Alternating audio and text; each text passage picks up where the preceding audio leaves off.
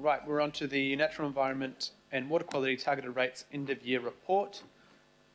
I think Rachel is on her own for this one by the looks, but you're more than capable to. Kia ora koutou, ko Rachel Callagher Takuingwa, General Manager of Environmental Services. I'm actually hoping that I've got Nick Viger from Healthy Waters online with me, otherwise it will be me talking to both the Natural Environment Targeted Rate and the Water Quality Targeted Rate. So I'm really pleased to present to you the year-end report for both the Natural Environment Targeted Rate and the Water Quality Targeted Rate for 21-22. This is the fourth year that these targeted rates have been running for. I also just wanted to note that in the agenda report, you'll also see that we've included the annual implementation report for the Regional Pest Management Plan. And the reason for that is much of the Regional Pest Management Plan is implemented through the Natural Environment Targeted Rate. Very shortly, I'm going to take you through a very brief presentation with really a bit of a focus on sort of the key highlights, some of the key highlights that have been achieved over this past year. But just before I do that, I really wanted to start with a thank you to Mayor Goff, to you, Richard, as the Chair, and all committee members for your support and interest in this work over this past year and the preceding years.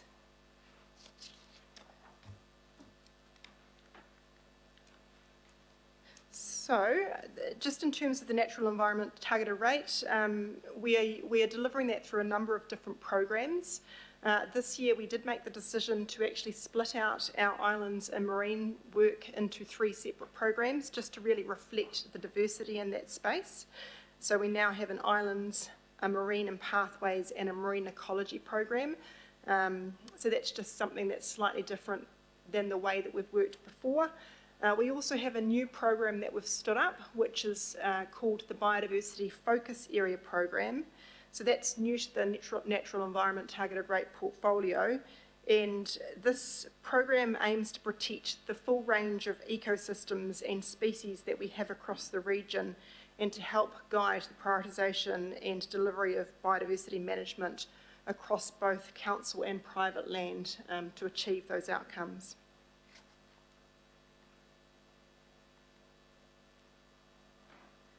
So like I said, I'm going to talk to a small number of highlights. There were many more, of course, and those are detailed in the attached report.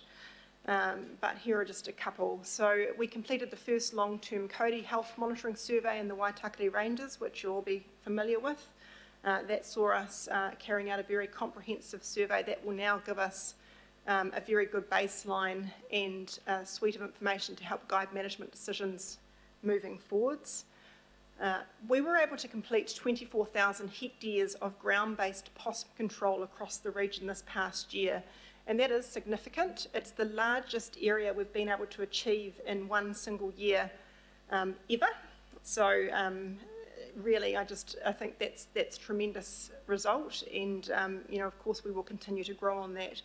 But a real testament to a range of community groups, council teams, regional park staff, contractors working hard to deliver that across the region. One of the resounding successes that we've had this year in terms of sort of seeing real tangible outcomes as a result of our pest control work has been the results from the recent census in the Hanua Ranges, looking at our kokako population there. And we actually do 2 different surveys now. One focuses on our intensively managed area, which has been where we started our kokako program back in the 90s. And we now are able to actually expand that survey beyond that intensively managed area to wider parts of the park. So through both of those different sets of survey, we counted 258 kokako pairs. 229 of those were in the intensively managed area, but notably 29 pairs and a number of single birds were actually outside right across wide parts of the parkland. And really that's the first time we've seen kokako starting to pair up well beyond the boundaries of that intensively managed area. This makes this, the Hanua Ranges, now the second largest mainland population for kokako in New Zealand. And given that it has more than 40 founding pairs making up that population, it's really a priority one site now for kokako conservation. We have been able to award over $600,000 to 37 successful applicants through our Community Coordination and Facilitation Grant. That grant is one that is focused on really helping community groups through supporting capacity for them to be able to coordinate and facilitate their activities. And it really complements some of our other grants, such as the Regional Environment Natural Heritage Grant, which is more focused around funding the tangible things that are done out on the ground. So this is really to help with the capacity aspect that often community groups find is difficult to get support for through other funding mechanisms. And so that included a portion of funding that actually spanned more than 1 year. So we are looking to support more multi-year projects, recognising that sometimes in the natural environment and water quality areas, one-off funding is not necessarily as helpful as being able to support multi-year funding. The last highlight there that I thought was of note, just to bring to your attention and just recognising that we are really starting to ramp up our work in the marine space, is that we carried out over 1,200 vessel hull inspections. And so we do that to look at in-water fouling, because of course that presents a risk in terms of moving marine pests around, not just within the waters of Tamaki Makaurau, but also beyond our region to other parts of New Zealand. And that certainly has resulted in some instances where we have found significant marine fouling on the hulls of vessels, and we've been able to carry out interventions that have prevented those species moving to other locations.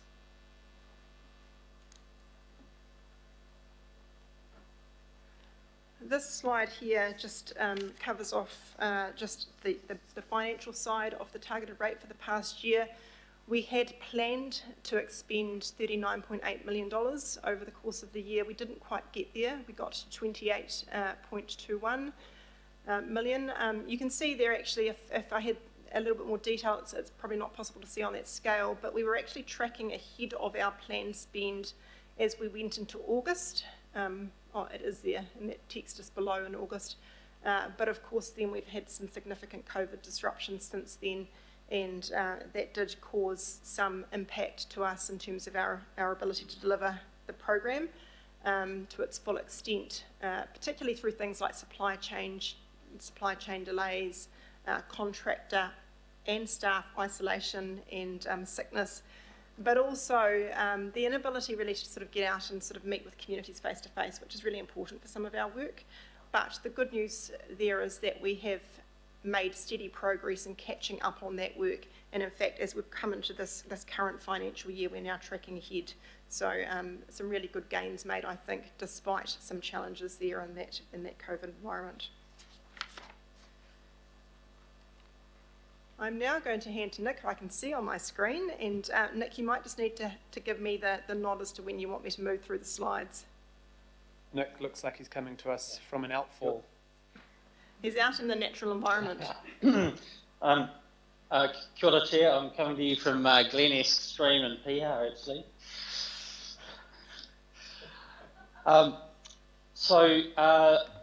If everyone can, I'm hoping everyone can hear me all right. I've got a chainsaw in the background, so I'm hoping that doesn't come through for you. Look, the water quality targeted rate, this first slide is very simply just indicating all the various bits of the program.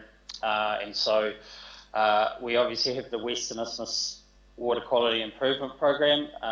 That was the largest project in the first iteration of the water quality targeted rate and continues to be the biggest spend. And that's what I'll talk about in particular in a second. But just to point out all the other bits of the program that are funded out of the targeted rate. So the Safe Networks program, which works with water care to eliminate wastewater stormwater connections. Also a rural version of that, our Safe Septic program, and other work streams in there are urban and rural stream rehabilitation, an urban contaminant reduction program that works across the region. In this most recent version of the water quality targeted rate, we have the Eastern Isthmus Water Quality Improvement Program. Now, in terms of funding, that sits a little bit behind the Western Isthmus, but it's certainly the next major program.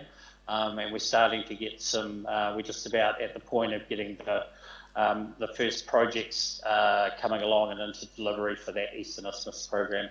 The Southern Catchments Alignment Program is a program to look at the Manukau Harbour in particular and look at opportunities. There's a lot of development and a lot of upgrades by the riding authorities, AT and NZTA there, and the Southern Catchment Alignment Program looks to work with both of those to simply get more treatment where we don't currently have any. So those are broadly the programs. And Rachel, if you could move the slide, thank you. Highlights so far. The Western Isthmus program is had its early major projects, and so the key major projects early on in the piece were the outfall projects, so the Daldy Street outfall and also the St Mary's Bay Tunnel. So they are done and operational. We've also had separation in Freeman's Bay around Picton Street, which is now complete, except for one water quality device, which is about to get works to put that in shortly. And we've also had separation in Ulwairaka, and also away from the Western Isthmus, there's also been water quality targeted rate money spent on the Okahu Bay separation, which was completed about 2 years ago.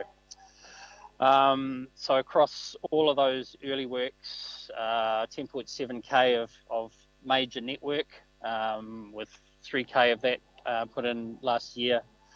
The Safe Networks program, meanwhile, over the course of a year, inspects something like 7k of public stormwater and wastewater networks, and so that's been ongoing. And in the Safe Septics program, we now have a fully functional SAP-based database for all 45,000 on-site wastewater assets, and a program to ensure that property owners have in fact had those devices inspected on a regular basis. And of course, in the Kaipara huge program, the Kaipara remediation program, installed 198,000 kilometres of fencing and planted nearly 400,000 plants over the course of the year. And those are the major highlights. Rachel, if you could just flick to the next slide, please. And here we see where our budget's tracking against the original spend. So in short, there were early works in this program, and the spend profile in the Western Isthmus program in particular was always to go a little earlier and then to have a hiatus around these times. And so broadly at the moment, apologise, I'm struggling on my device to see the numbers on that slide, but broadly at the moment I'll just leave you to look at that, to look at those budget spend and forecasts. And do we have another slide, Rachel? No, that's it. Thanks, no, Nick. that's it. Thank you. And maybe I just make one final comment particularly on the Eastern and the Western Isthmus programs. So the Eastern Isthmus program, first major project for that is the Lower Kaiba separation, which is now in design and is due to go into construction within about a year. That'll be a fairly major project, which removes a lot of stormwater from the wastewater network around Newmarket. And in the Western Isthmus program, we've recently signalled a bit of a change in direction across many catchments, a lesser degree of separation across the program in order to get within our budgetary constraints and achieve the outcomes on the time frame we need to. And so what that will mean for the program is where we had some separation projects that were due to be running over the next 2 or 3 years, there will be a little less spend than forecast, and some of that spend will come in the last 4 years of the program, in particular, with some of the major wastewater upgrades. And that's my update. Thank you, Chair. Kia ora, thank you very much. Both of you, phenomenal amount of work again under really difficult conditions again this year, with almost half the financial year lost. Right, we have questions from Councillor Simpson first. Oh, thank you, Chair. And look, thanks, team. This is an outstanding presentation. So my question is twofold. Knowing that this is a regional fund and regionally put together, are you putting anything out local board area by local board area by way of an end of term report to sell the good news to local communities? That's my first question. I have one more. And I primed them for your question yesterday, Councillor Simpson. I knew it would come. Through the chair. So yes, I'll answer this just quickly in two parts, also reflecting on the promotion of this work regionally as well. So we are obviously going to make the highlights report available publicly through our website, but we're also equally working on what we call the snapshots for local boards. So whilst this is a regionally funded work, we have had a really good level of interest from local boards about what activity is happening in their local area, and also have been having a number of conversations around how we can work together in terms of leveraging and sort of, I guess, optimising the local spend and the regional spend to achieve the best environmental outcomes at local place. So those local snapshots are currently being developed. They do take a little bit of manual work to do because of the way we capture information for regional programs isn't always split out at local board level. So we do have to do a little bit of manual manipulation to pull that together, but they're in progress at the moment and should follow very shortly after the release of the regional report. So we're probably just looking at another couple of weeks away to having those out to all local boards, but they are coming. Thank you very much for that, and please copy in councillors to those reports. Look, my second question, in the interests of always trying to sell good news, which seems to be pretty hard in our organisation, what are you doing to promote this outstanding work to the wider network? And I say that to you, Chair, to you, Mayor, and to staff, because this is outstanding. I mean, this is lovely work. I think there's no one that won't love what this is doing. Look, no targeted rate is ever hugely liked. It's always extra money, especially when it's based on capital value. So to see just to see it promoted in a positive way to Aucklanders, I think is really important, and I want to know what you're doing about that.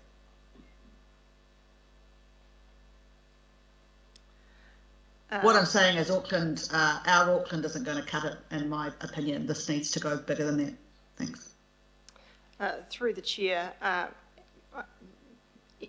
think really appreciate that challenge and that question. I think we work very hard to try and get as much media cut through as we can for the programs that we're delivering. So, agree that our Auckland isn't the one channel that we need to use for this, and we have got some fantastic stories to tell. We've been really fortunate actually over this past year. We have great support from our comms and marketing team who work really proactively with us to get the stories out.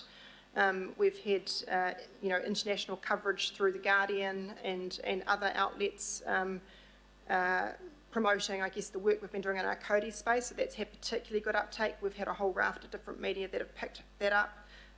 Through from the survey work to the dog stuff, to the work that we're doing with Te Koro Maki in partnership, respecting both the cultural and the ecological elements that we're trying to bring together. And we do look for as many opportunities as we can to sort of tell the stories about the work we're doing. One of the things that I'm quite conscious of too in doing that is making sure that we're bringing attribution of the targeted rate into the messages that we're putting out, because I think it's important that people understand that this work is being funded through the targeted rate. So we've certainly got that front and centre of mind. Nick, I'm not sure if you want to add anything in terms of sort of the specific work that you're doing to promote the water quality work. No, look, I haven't got anything specifically to add to that. I think we're always looking to get that story out there. For us, a lot of the work around the western and the eastern and safe networks and safe septics is very tied in with Safe Swim, and all the inevitable media coverage that we get through there. I think in terms of the Western Isthmus program in particular, as you're all aware, it's going through a little bit of a change of direction, and I think as we have those clear projects coming out and clear timings, we'll be looking to make sure people understand, how all that fits together and how it all ends up resolving a significant water quality problem. Got it. Okay, look, that's, you've got my challenge. Thank you. And to the Mayor and Deputy, I just hope some of this is in your final end of term wrap up. Thank you. I won't need to speak later, Richard, but it's great work. Thank you very much. Thank you, Chair. Chair. Thank you, Councillor Simpson. Member Wilson, next. Thank you, Mr. Chair. Thank you, Nick and Rachel. Really, really interesting presentation. Nick, I'm really looking at the slide that talked about the southern catchment alignment, and I thought I heard you say that the Manukau Harbour was potentially a target. So I'm very interested in actually what does that mean, and how does one, if it is going through Wakakotahi or AT, how does one actually get a viewing of that to see if it would, there's an equity thing, I guess, from my perspective in terms of south, and that would be hugely appreciated in terms of if that's where the targeted rate will be, then that should be promoted. Kia ora, through the chair. I think the southern catchments piece of work is probably the least progressed of any of our pieces of work. We're very conscious of the fact that we need to spread and deliver water quality benefits around the region. The Southern Catchments alignment was a recognition of the fact that we know we have poor water quality, in particular with an urban contaminant. The Manukau Harbour has many issues, some of them nutrient-based, some of them rural, but in particular, we are very conscious of large areas of development, increased urbanisation, and the need to start pulling back on the contaminants that are going in and utilising those programs to get some clawback. And so what we're trying to do is to work with all of those providers I mentioned to understand through their developments, which where we get an opportunity to retrofit urban contaminant management in there. As a program, it's really in the planning phase at this time. I think probably in around sort of 12 months or so, we will have a good enough conception of our various other programs that we're looking to work with to elaborate a bit more of a view on the detail of that program and what it will look like. Kia ora. Thank you. It is imperative, my view of the world, in terms of equity, in terms of being out south, in terms of it being the Manukau, that it should form some priority. I'm not pushing that, but it just seems a little bit unusual to just call it an alignment as opposed to how the Western Isthmus and the like are being referred to. Thank you. I'll take that on board. Kia ora. Thank you, Member Wilson. Really good points. And I think, Nick, if we could get some information to Member Wilson and IMSB too about the number of projects for the Manukau that it covers, but also why it's slightly different because we don't have the separation issues. It's quite a different, it's not so much an infrastructure issue as it is in the centre of the city where we don't have that separated wastewater, stormwater infrastructure. Kia ora, Mr. Chair. I can put some appropriate level information together and get that back to all councillors if that helps. Thank you. Mayor Goff. Yeah, thank you very much to Rachel and Nick for these reports, and obviously we've all got a vested interest in the outcome of it because we bit the bullet and we put the targeted rates in place. But I want to build on Councillor Simpson's comments a little bit because I think we need to package the outcomes a little differently and a little better so that we know what the outcomes, the actual outcomes we're seeking are and what that means. So let me give you an example.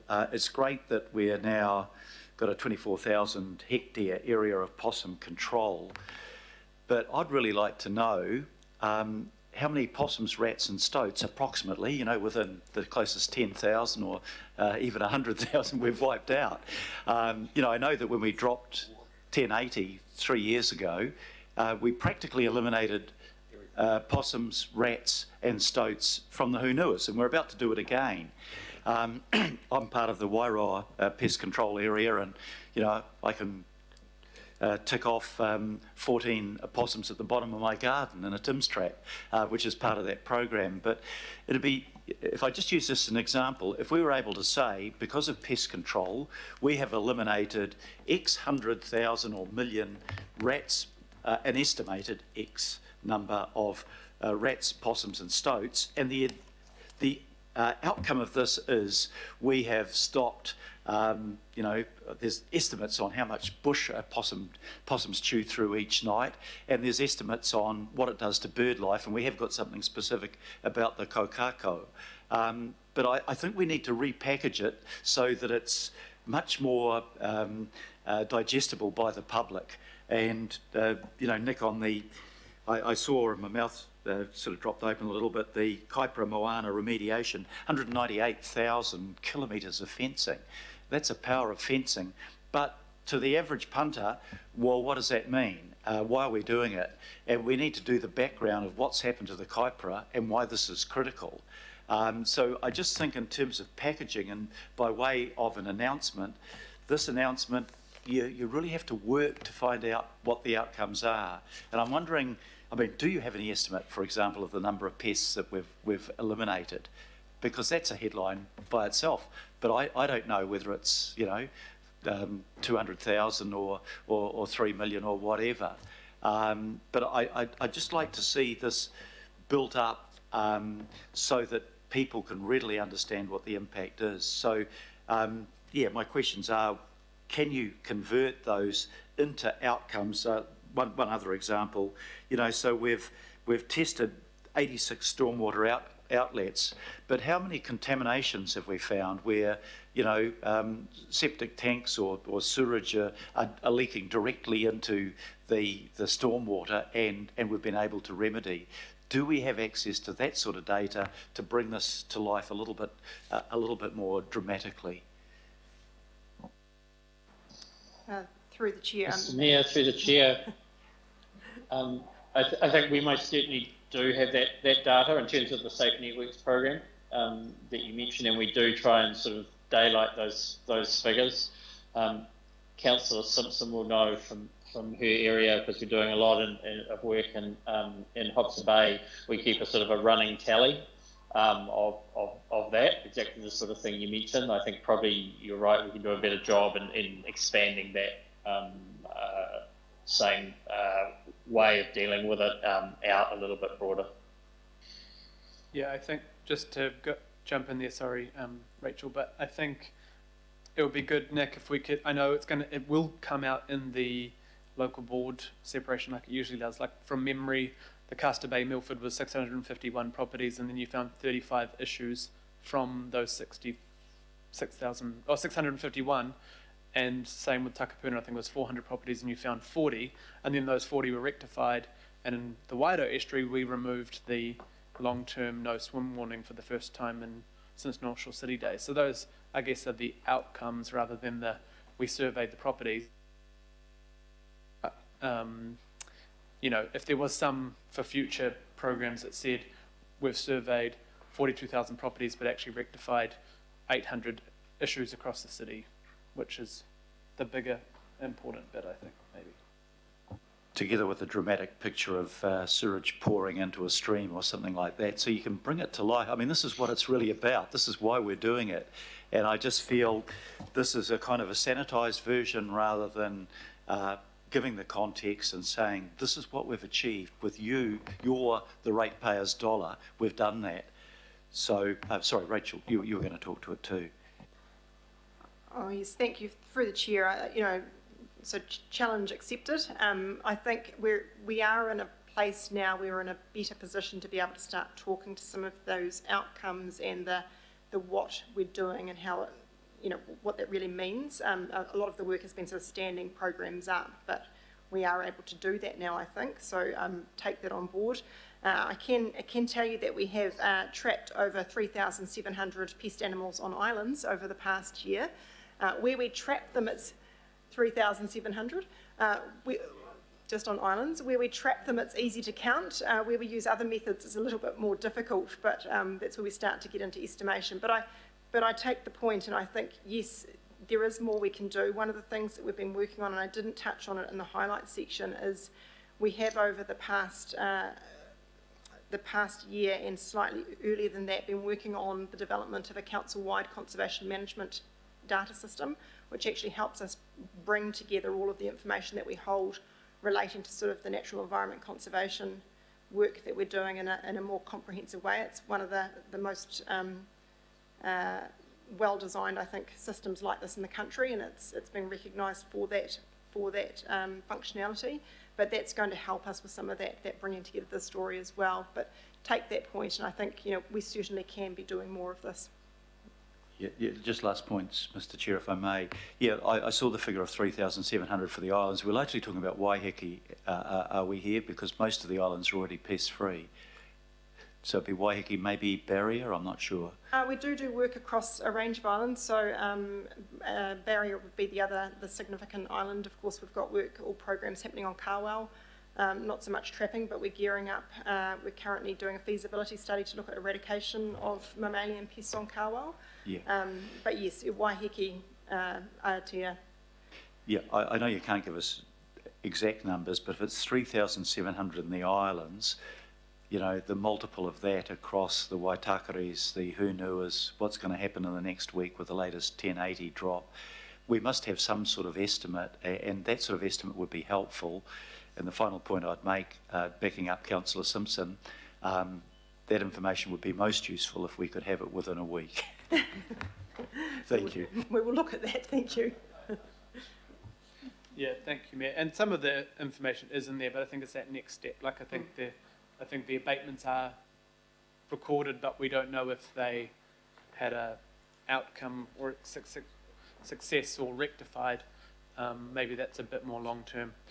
Councillor Cooper. Thank you. Camera. Thanks, Rachel and Nicholas, or Nick. I mean, this work's really outstanding, and we know that the last LTP we extended the water quality targeted rate out. Rachel, I guess my biggest concern is that the current budget for NETA finishes, 2024? Through the chair, we had a 3-year extension added to the targeted rate, so it runs slightly longer than that.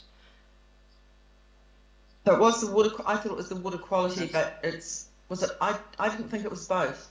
That was extended. Kia ora, Councillor Cooper. We extended both by 3 years, but it was the water quality we increased by the same number. Yeah, sorry, increase, right. Yeah, so we haven't done that to the NETA. In terms of that, so that's really my question is,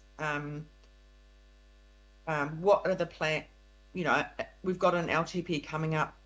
It'll come up on us really quickly, and I guess for me is, could we continue this work without the targeted rates, and will we need an increase if we do extend it to actually really crack onto this? Because we had a 30-year water quality plan and to deliver in 10 years. has anything changed since then that would make us need to re-look at that in the water space, but also in the netter space? But particularly, we don't have a huge budget for regional parks. Through the chair, if I might start with that, Nick, and then pass to you.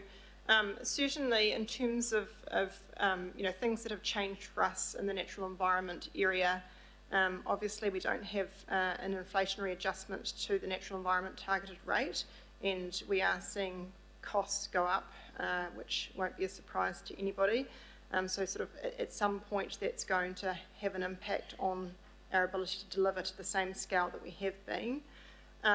One of the things that we are seeing in our area of work is increasing interest and appetite for landscape scale eradication programs, whether that be on motu or whether that be on mainland. And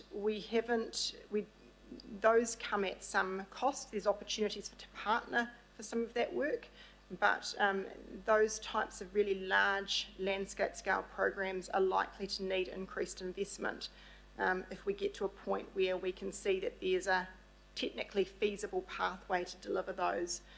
So those would be some of the changes. The marine space is an evolving one for us. We also have some potential for expanded expectation through some of the national work happening in the biodiversity area.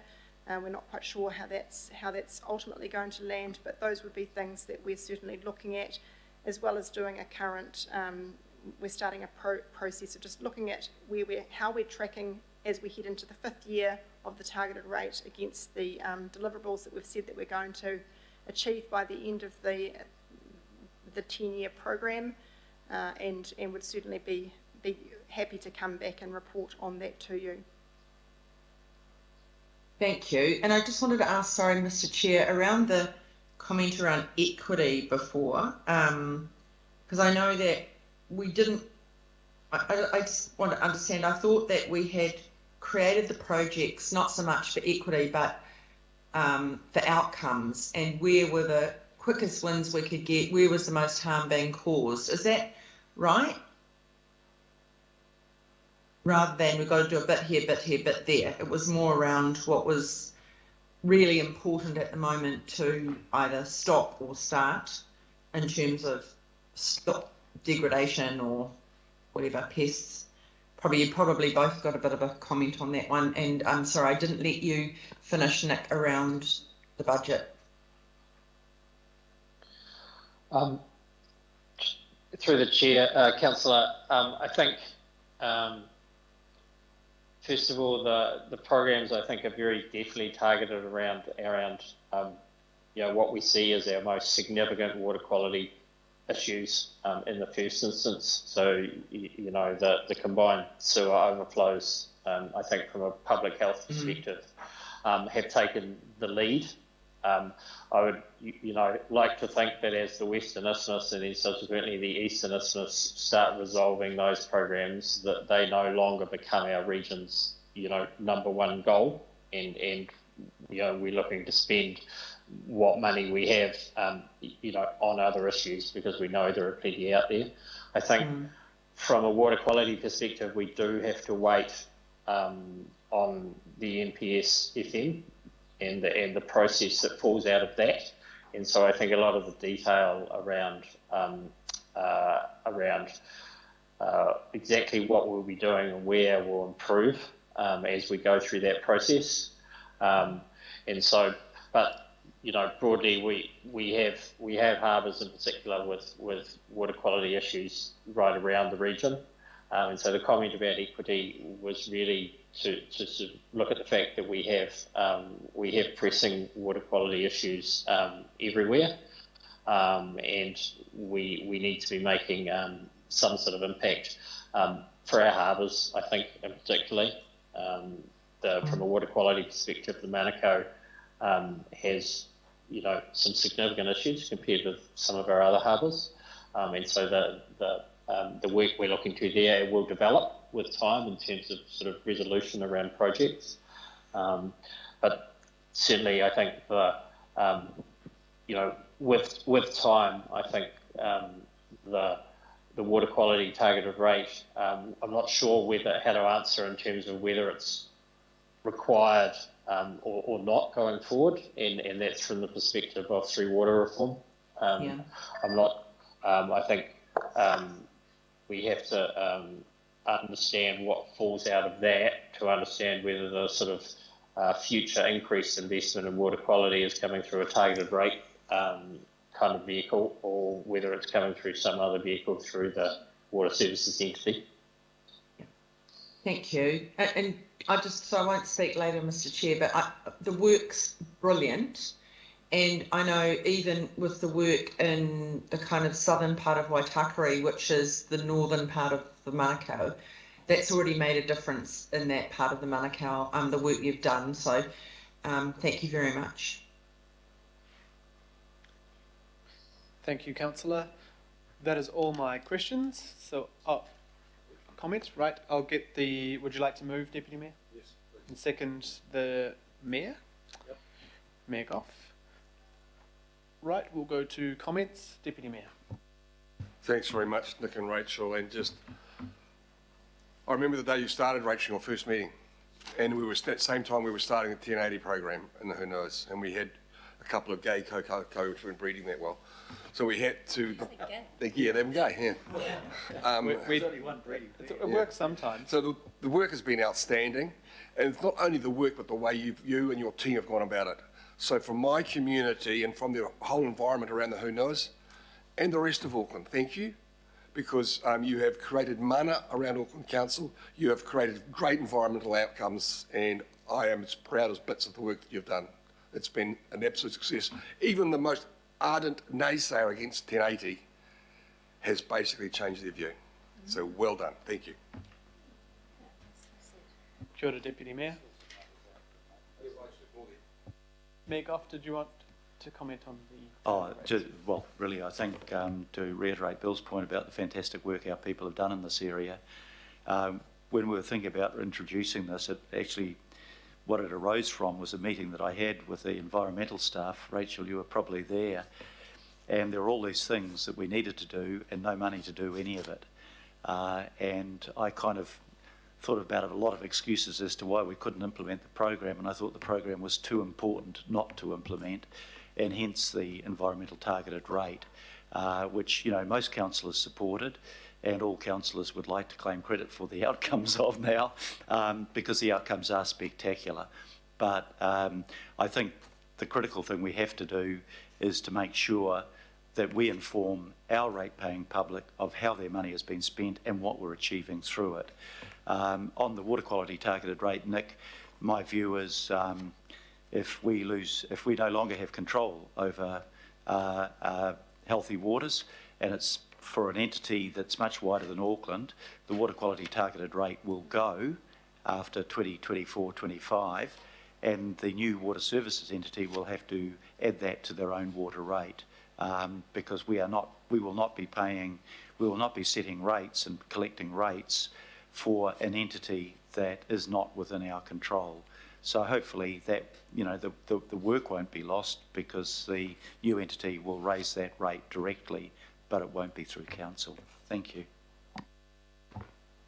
Are there any other comments?